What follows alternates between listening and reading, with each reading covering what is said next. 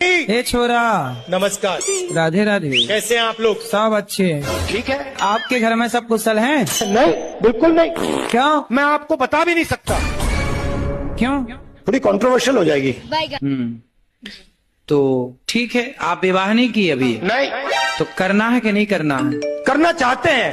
कब करोगे? क्या फायदा? कोई फायदा नहीं, कोई मतलब ही नहीं है। क्यों? मैं नहीं बोलूंगा। बोलो बोलो, क्या है? मैं नहीं बोलूंगा, मर जाऊंगा, नहीं बोलूंगा। तो क्यों नहीं? आपको बोलना चाहिए। चुप रहोगे तो कब तक चुप रहोगे? सारी जिंदगी चुप रखेगा? बोल देता हूँ, चलो। बोलो। अंदर की बातें हैं, मगर मैं बता देता हूँ। हाँ बताओ। अरे भैया, खड़ा नहीं हो पाता है। हाँ। बाहर किसी को मत बता दी।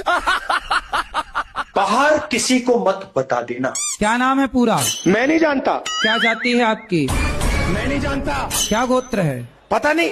तुम्हें कुछ नहीं पता? नहीं। कितनी उम्र हो गई आपकी? 72। हाँ।